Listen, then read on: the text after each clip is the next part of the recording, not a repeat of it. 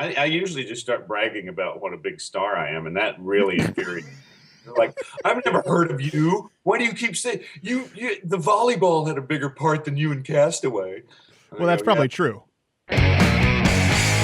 So glad to have this next guest on with us. You've seen him. I mean, you've seen him in a ton of films. The TV show Justified, which I know a lot of you out there love. And he's actually directing the new film, Gosnell Movie. You can check out more at gosnellmovie.com. Why am I introducing him? Nick Searcy, thanks for being on the show. Thanks for having me, Stephen. I can't imagine how excited you must be. I can't. Well, you're right. You can't imagine it. So we're glad to have you on. I mean, listen, so we did the introduction. Now that the formalities are out of the way, I'm trying to think of where we met initially. Would it have been through Breitbart somehow? It's one of those things where you just sort of miss it. Yeah, I think so. Yeah, I think it was through Andrew. Yeah, we were probably at some gathering or other, and I had seen some crazy video you'd done or something, and then I came up and said hello. I remember introducing myself to you. You did? You introduced yourself to me? I think so, yeah. Wow. I mean, you were very disrespectful, I remember. Well, yeah. I was. That goes without saying. I think I remember it, actually. That was the function, the secret meeting, where, funny, Clint Eastwood was there, I remember. Yes. And I don't know if I ever told you, like, there's a certain level. I'm pretty comfortable around. I mean, there are a lot of celebrities working in the entertainment industry, as I'm sure you're comfortable with them, but there's a certain level of celebrity with which I don't know how to interact. And I remember Clint Eastwood, I literally turned around and he was right there. And I just said, hi, I'm Steven. And he said, I'm Clint. And I was really like, okay, I just shook his hand and left. And I remember my friend was playing on his phone. And when Clint was walking out, I remember this clear as day. He looked at me and said, so did you rescue the princess? That was my Clint Eastwood story. Yeah. But the funny thing is, I was actually at a function this week, one of those secret functions, and I had to do an introduction on stage. I was introducing the speaker. And when I got there, they put me at a table, and right beside me was Clint Eastwood. And I just froze. I didn't even know what to say. I was like, hi, Mr. Eastwood, I'm Nick Searcy, and that was it. And I was so preoccupied with like thinking about, oh no, I should have made a better speech because these jokes are terrible and I'm going to bomb in front of Clint Eastwood. It does. It changes the level of pressure. I mean, what do you say to him when you have that body of work? Like, hey, I loved you in every which way but loose. Right. Nobody has ever worked with an orangutan like you have. Clyde was no joke. I got a kick out of every which way you can. I'm not even going to lie. The funniest part of that film is where Clint Eastwood, for those of you who haven't seen it, he knocks a man out with a bass. The fish. He's just fishing. He's just completely... anyway, we can get into it. And he beats the crap out of women in all those Dirty Harry films. A lot of people just skim over those parts. Yeah, that was the peak for Clint, I think. I mean, and just in terms of acting is that period. But now he's surpassed all of that. Yeah, it's like you can't say anything. Well, and listen, right, and he's outwardly conservative, so people know that, and people know if they follow you on Twitter. Is it real Nick Searcy on Twitter? No, it's yes, Nick Searcy. Yes, Nick Searcy. Okay, even more presumptuous. Yes, Nick Searcy. Yes, it is. It is I. So you're out of the closet as a conservative. So I'm not. I don't want to ruin any careers here. But mine's already ruined. Don't worry. Well, you're doing pretty well. Well, it's interesting you say that because people do talk about the blacklisting. And I know coming up, before I had my own platform that I had experienced it, but I do tend to believe that sometimes people blow their victimization out of proportion. Sometimes, the more time I spend around conservatives in Hollywood, I don't see that as the case. Have you felt that pushback a lot because you're so vocal? Well, I wouldn't know it, Stephen. I mean, I don't feel it from, my agents or my managers or anybody like that. I don't hear it from them. I don't know what people are saying about me behind closed doors. If you don't get a role, they don't call you up and tell you why. So I don't know. It could be happening, but frankly, I don't care because I'm old and, I'm fine. You're not old. You're a character actor. But what I'm saying is I'm kind of like reached the point where, I can work with the people that I want to work with, and I don't have to work with people who don't want to work with me anyway. So that's fine. It's what John Goodman called in The Gambler, the remake, the screw you position. I'm obviously paraphrasing here because of the FCC, Yeah, but exactly. I'm kind of, I'm kind of there. Kind of there. yeah. Well, I mean, Justified. What is it? Six? Was it 6 seasons? 7? 6. Okay. We did 6 full seasons. Yeah. Yeah. And that was, I mean, what a great experience. And that's the longest series I've ever had, which is great at my age. Yeah. No, I can imagine. And I mean, well, let's just be honest. It's not that but at 6 seasons, with a show, obviously, it puts you in a pretty good position, not only professionally, financially, where a lot of actors don't really have that luxury, and people know you when they see you. And Justified.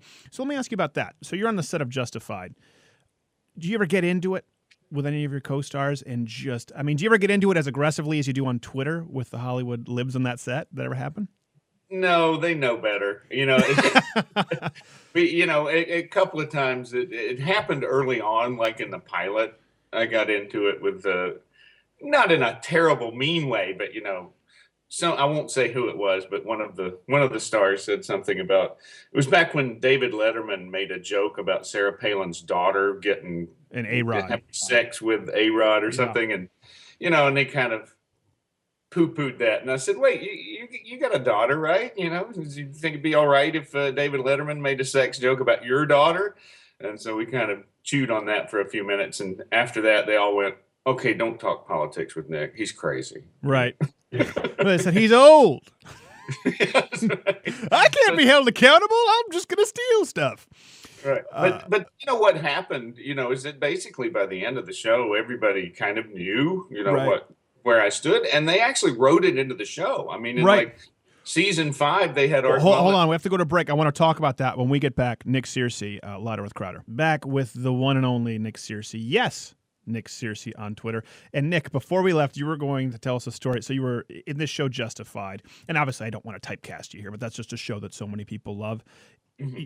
And you said that, I mean, they wrote it into the show, right? It was season 5? Mm-hmm. Yeah, well, what happened was in season 4, there was this moment where Rush Limbaugh sort of mentioned the show, mentioned Justified on the air, and he mentioned me by name. He said, I was glad to see Art Mullen back. Nick Searcy plays Art. He's one of my favorite characters. So I wound up, through a series of like my friends tweeting me and going, "Oh my God, Rush Limbaugh said your name." And then I tweeted David Limbaugh, and he, basically I went on the show the next day, and Limbaugh interviewed me for about 12 minutes, which was longer than he interviewed Dick Cheney, by the way. And, but anyway, I think Dick Cheney just hung up. What do you want? Click. But anyway, that kind of aired, and then a couple of weeks later, one of the writers saw me, and he said, we listened to your Rush Limbaugh interview in the writer's room. I said, "Oh, really? What did you guys think?" And they said, "Well, we talked about it, and we think you should do it again if you can." I said, "Yeah, because I'm bringing in all that audience that you guys have been driving away for years." Right. But then in season 5, they wrote a scene where my character is sitting in a truck on a stakeout, and he's listening to Limbaugh on the radio, which is, and then, I think it's the first time in television history that a character has actually listened to Limbaugh during a show and then not immediately gone and strangled a puppy or like raped somebody or done something awful. So it was just sort of like a normal guy listening to the radio. Right. Then, Yeah, because after all, the people who listen to Rush Limbaugh, the 20 million, must be 20 million neo-Nazis, of course. That's right. Now, do you think that was, what drove their decision? Do you think it was just economics where they go, "Hey, this is a big audience and we don't need to alienate them," or do you think it was just kind of a throwaway? They thought it was cool. I mean, what's their motivation? Because we know they lean to the left. Well, I think I think really their motivation was accuracy. I mean, they've spent a lot of time in Kentucky. They've talked to a lot of the marshals.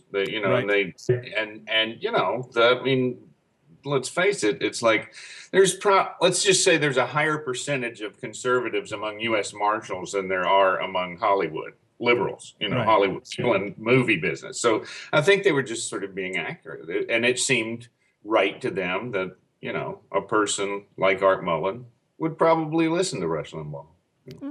That's a good point. Very fair point. That actually, funnily enough, is sure to not anger anyone. We need to get you your Twitter persona out here just to make sure that you're throwing bombs. Oh, we'll get there. We'll get there. Well, okay. So Justified, obviously. I mean, you have such a body of work. So let's talk about what you're doing now. You know, we just had Ann McElhinney on the show last week. Oh, good. And or two weeks ago, she was talking about the fracking thing and the Ferguson play in particular. But Gosnell Movie, you know, broke all the records for Indiegogo, over $2 million raised, and then Klavan was named director, Andrew Klavan, writer, and you are director. So how did that happen? And I mean, there's a big difference between just discussing a Letterman joke on set and doing something this bold. What's the reaction been like? Well, how it happened was that, Ann and Phelim and I have been friends, and I sort of was involved in the fundraising campaign a little bit, and they asked me to recommend some directors, and so I recommended a couple of people, and they met with them, and, for whatever reason, they were too busy or, they didn't want to do a movie this grim. And, they came back and said, anybody else? And I said, well, I directed a movie a few years ago. Would you like to see it? I showed them a movie I directed almost 20 years ago. And they watched it. We had a couple of meetings after that, and they decided to go with me. I sort of felt like after talking to them that I really could direct this movie. And so I kind of, the more I thought about it, the more I felt like it was calling me. So right. What's funny when you say talk with them, we'll get back to the grim subject matter in a second, but when you say talking with them, it usually means talking with Ann, because I love Phelim, but on the phone, I can never understand a word he says on the phone. I'm the same way. I have to go, what? Do we have a translator? Right. Well, they both have accents, right? But when you talk to Phelim on the phone, it's mumbling, and you sit there, it's kind of like sitting there like the movie Snatch. And then, but Anne, even though she has the accent, she enunciates it perfectly because she's very clear about it. So I'm like, okay, Anne, I can understand you on the phone. Phelim, I love you, but I have to speak with you in person so I can read lips. Right. That's a very good impression of Anne. Oh, thank you. Hopefully they'll still be friends after that. Now, you do talk about this, right? The grim subject matter.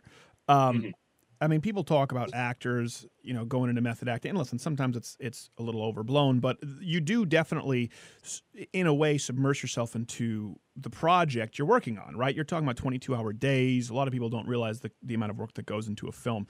Have you had to guard yourself, or do you find yourself getting into a depressive state and dealing with Gosnell? Because I can't think of anything darker. Yeah, I mean, especially at the beginning. I mean, in the opening, when we started really working on the script and turning it into a shooting script and really visualizing it, it's very difficult because it's a movie that it's also a movie that you can't see everything that you're talking about because people just wouldn't be able to take it. Right. So you kind of have to find a way to tell the story without it being a festival of gore or some sort of exploitative looking, horror film, and so we managed to make it, I think, into a really compelling crime drama and a courtroom drama, which is more about the detecting him and arresting him and convicting him. And it's not so much about, of course, the darkness of what he did is part of the story, but it's not the main part of the story, let's say. Of course, for those listening or seeing this right now, Kermit Gosnell, of course, a famous abortion doctor who, really there's no other way to put it, a mass murderer by anybody's standards. So that's got to be tough to deal with. And like I said, sometimes people, and I know, don't you have acting classes? No, I have a public service acting school, which is just it's just video classes, which I offer free of charge as a public service to America. Oh, okay. Very nice. With Nick Searcy. You can find it on YouTube. This is true. Well, this is one thing. Okay, well, we're talking about Gosnell. Let's get off because it gets too serious. But one thing, though, when people, they can be so self-aggrandizing. We talk about wanting to be accurate, right? And that's true. But then when you have actors, and I've had friends like this who are going, I'm playing a cop, so I went on a ride-along. I'm going, you think that you know what it's like to be a cop because you went on a ride-along, not in Detroit, in Grosse Pointe. Like, there is a certain level of self-importance, don't you think, that comes with even though it's hard work, actors sometimes who make it seem a little bigger than it needs to be? Yes, absolutely, Stephen. But I mean, that's true of a lot of actors, not of me, of No, course. no, of course not. I'm not a self-aggrandizer. And I have every right to be, and I don't choose to. No. Well, there's nothing you could say that would be self-aggrandizing, short of calling yourself a demigod. That's true. It's not bragging if it happens to be true. Well, like an example, right? I got into an argument when the Heath Ledger thing, the Joker, came up. So first, let me preface this. Probably one of the best performances ever in cinematic history. I went in ready to hate it because I thought there's no way he's going to top Jack Nicholson. He's a hipster, blah, blah, blah. Like, this is just a bunch of hype. And I left saying, wow, that's amazing. But what did bother me is when it came out, the story, right, of how he passed away, which is tragic, even more tragic that he left children behind. They go, well, it was just the role consumed him. He was the Joker for 9 months after that. And I'm going, really? Because I've been in enough film sets in my life. You believe that when they yelled cut, he was going to the craft services table going, can I have a ham sandwich? I mean, it doesn't happen that way. Right. I do think that is overblown. I think, and every actor's different. I mean, some actors live in that role, because they feel like they have to, and some are, like me, just that good enough? Okay. Yeah, the check's still six figures, right? Oh, okay. Right. Yeah, we haven't lost my address, have we? Good. Well, don't say it out loud because I'm sure there are people who would love that address right now and send you some white powder in the mail. Oh, well, I get a lot of stuff in the mail. You wouldn't believe it. Do you get actual physical fan mail? Yeah, I do. On the internet now you can find anything. So I get. People send me. It's pretty harmless. People send me pictures to sign, usually with a self-addressed stamped envelope, and as long as the letter that they write me is grammatically correct, I usually fulfill the request. What? You ever get anything? I mean, I've never gotten physical mail because I keep everything under wraps. Have you ever gotten something a little weird? I mean, because I would picture somebody who sending an email anyone can do, but someone who takes the time to lick the envelope or stamp it with an old rubber seal, it's a screw loose. Right. Yeah, I've gotten some prank calls. I've gotten some anonymous envelopes with I hate you. Why don't you shut your mouth? Old man, I hope you die soon. Stuff like that. But these are actually very. At one point in history, that would be shocking, but compared to the YouTube comments section, that's incredibly friendly. You old man, it's a lot milder than Jew fag, which I get every day. We literally. The last interview we did, and I don't know if we're going to have to bleep this where it's syndicated terrestrially, we talked in the interview. It was with Andrew WK. We talked about people calling me a Jew fag, even though I'm not Jewish or gay. And then literally 8 comments down, someone who clearly didn't watch the video. You and Andrew WK are a couple of Jew fags. Yeah. It's just a horrible place. It really is, but I always just tell them, hey, good luck in the 7th grade, Right. What are you going to do? Yeah, I mean, well, you're a pretty bright guy, and obviously, conservatism lends itself to that. And you play it up. I just got corrected today where we were talking about the, Lord of the Flies conch shell, and someone was like, it's conch shell. I mean, right. How do you handle, because you get so much of that, and I'm sure it's even worse in person on set. As a smart guy, do you just have to brush it off, or do you actually take time to correct everybody? I don't get it much on set. I mean, people don't come after me in person. They don't have the balls to do that, really. But on Twitter, I just try to have fun with it and just make fun of people that are attacking me. Yeah, you're one of the few people. You go the school of Andrew, where you retweet it and you deal with it head on and you deal with it through humor. I usually just start bragging about what a big star I am, and that really infuriates me. Like, I've never heard of you. Why do you keep saying you the volleyball had a bigger part than you in Castaway? Well, that's probably true. Yeah, it's true. He had more close-ups. But well, he also had the furthest shot I've ever seen in film. Wilson! Right. But I always just tell him, you really hurt my feelings. I'm going to have to go swim in my nice, fabulous pool now. Right. Is it a saltwater pool? Chlorine. It's saltwater. Oh, gosh. It's more expensive, but I'm rich, you know. So You're literally pouring salt water on the wound. Let's keep you for one more segment so we can get back to more important stuff. Nick Searcy will be right back. We are back. Nick Searcy, thanks for staying. I mean, I don't even know where to take it from there, but gosh, it's funny. I mean, there was a time where people like you, though, even if these people say, well, you're not a big enough star, Wilson was a bigger star. I mean, listen, okay, we're being honest. You're not Tom Hanks, right, from Castaway, but people know you when they see you. And Twitter has changed the level of accessibility with Right. people like you. There used to be a point where I feel like if anyone saw you, they would be so starstruck because you see anyone in a film, you know, it's, oh my gosh, that guy's a film star. And now with Twitter, since they can directly insult you all day, do you feel like that's sort of taking away some of the mystique of Hollywood? Yeah, absolutely, I do, and I'm not so sure that's a bad thing. I mean, you know, it's sort of like Hollywood has always sort of through the years sort of sold itself as this, like, you know, look at these royal people who are movie stars, and you know everybody needs to, you know, they treat them as something other than human, you know, and basically, you know, we're all just people.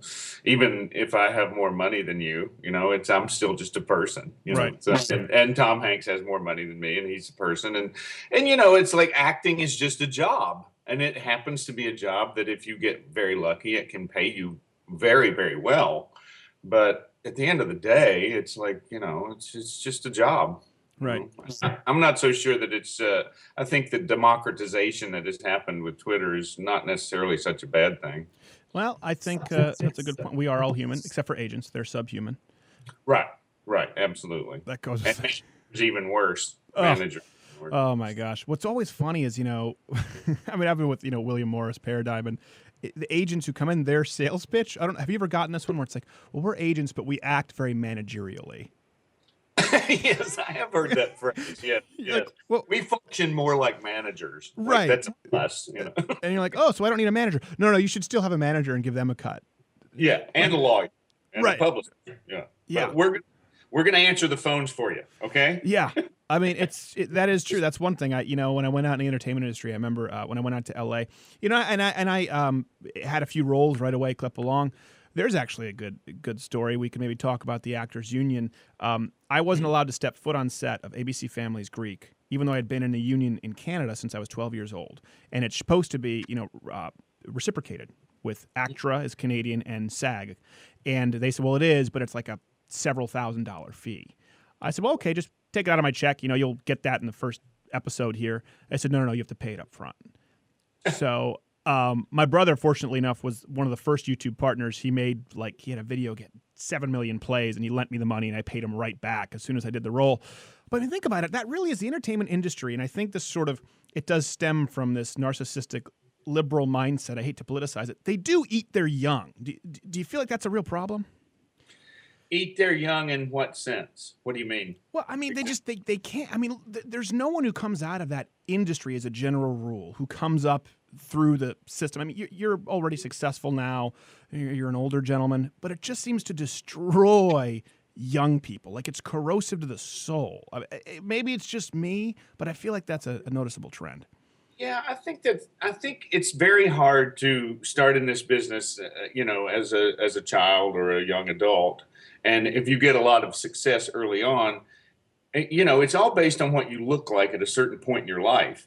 And if that look changes to the point that it's no longer marketable, and you still think you should be treated the way you were treated when you were royalty because you were on a television show, it can really mess you up, you know.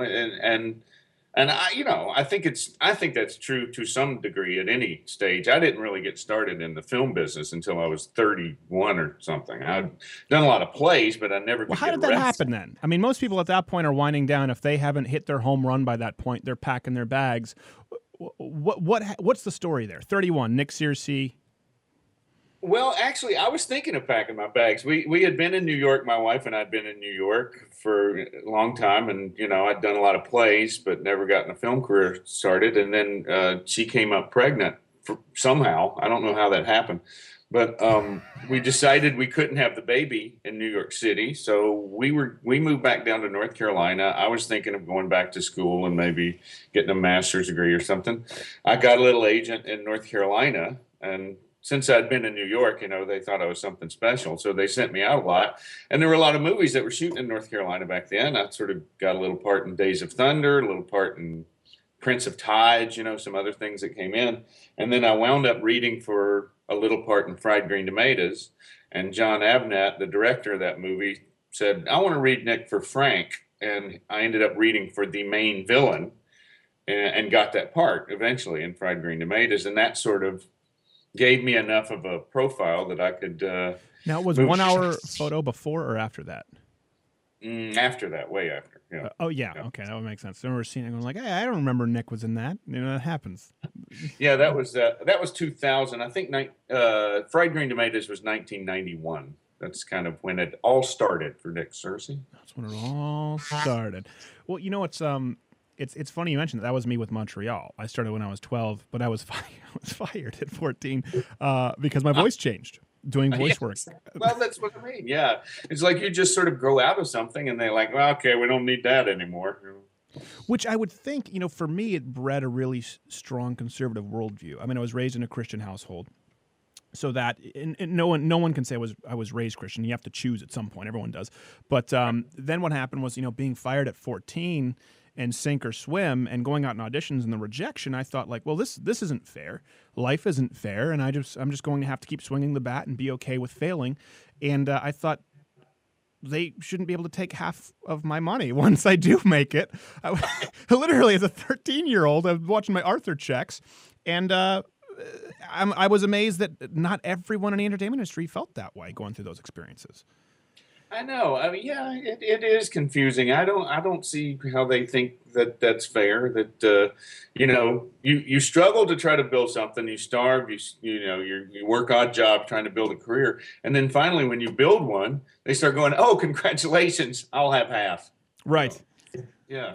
Yeah, but it seems like there should be more outrage. Yeah, there definitely should be, and I'm not a huge fan, obviously, of unions in general, and SAG. That was a real ordeal for me when I switched over from Canada to the United States. But same thing, Montreal had a big film industry, like North Carolina, or was it North Carolina or South Carolina? You said North Carolina. North Carolina. People in South Carolina don't really travel much. They can't really cross state lines. Yeah, it's tough to do with those. What do you call those things on the trains that you have to manually pump on the train tracks? Car, yeah. Yeah, that's how they get around. And what's funny, I don't know if you've ever shot anything in Montreal, but it was a huge hotbed for film because, you have Old Port, Montreal. You can make it look like London, you can make it look like Paris, and then you can make it look like New York City. And then the unions came in and said, oh, there's this big industry. We can tax them more. And they tax themselves out of a huge industry. They don't shoot in Montreal anymore. Yeah, and that's what's happening in California. I mean, every movie that's if you're Iron Man, you can shoot wherever you want because no matter what the tax rules are or the union rules, it doesn't matter. But if you're a budget of $5 million or less, you just almost cannot shoot in California because of the tax benefits and the conditions in a right to work state. It makes your money go so much farther, and so the entire film business is in Atlanta. Right. And if they're not in Atlanta, it's because Atlanta's too full and they're spilling over into other areas. Everybody's fleeing California. Yeah. Do you think there'll be a rebound effect? Do you think, kind of like with I see now in my generation with feminism and the anti-gun crowd and the political correctness, there's been a rejection of it. There's been a rebound a little bit. Do you think that'll happen with the entertainment industry because it's destroying itself in California? Well, one can hope, but I think what's happening in California is like all the sensible people are leaving. It's like I'm stuck here like with all these morons, and like I can't leave because my wife and daughter love it here. Oh, really? Yeah, and my daughter kind of just considers it her home, and even though she's grown, I'm not going to move away from her. She doesn't live at home, but I don't want to be in a separate state from my daughter. Right. So. Now, how many children do you have? I have two. I have a 25-year-old and a 15-year-old. Right, and the 15-year-old is the boy. Yeah. Now, you don't talk so much about. I'm not revealing any private information by time. He's an adoptive son, right? Yes, yes, we adopted Omar when he was 15 months old. Okay. And So Omar. So I'm guessing he's not Scandinavian. no, he's not. He's African American or black, um, How as, dare as you. as some would say. Yeah, and you know, he's we adopted him when we lived in North Carolina. Gosh, Uh, that makes so it tough to go with the racist narrative as a conservative. But you know what's funny? And I will say this, and I was guiding you there because I remember seeing a tweet to you, something like that, saying, "Oh, yeah, why don't you show us your black son again to prove you're not racist?"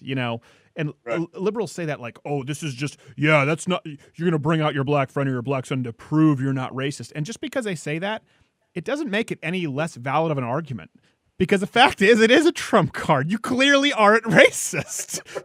You know what I mean? Right. Yeah. I always, when they start that with me, I always tweak them back. I go, think about how prescient I was to 14 years ago adopt a black child because knew I would need him as a tool to fight liberals. That's so dumb. You filled it out in the questionnaire. And the reason for adopting child? Trump card. It's your race in the hole against the race card. No, but it's true. And a lot of conservatives back away like, oh, well, I don't want to say I'm not racist because I have a lot of black friends. Or I don't want to say I'm not racist because, I've adopted. But the fact is, it is an example of, by racism by definition, you wouldn't be close to someone if you hated them based on race. And I remember reading that going, I don't remember, it might have been on Twitter. You could maybe correct me. I remember reading it going, yes, it does. It does prove that he's not racist. Well, it's a funny thing about transracial adoption. I mean, liberals really have a big problem with it. They don't want to admit it, and and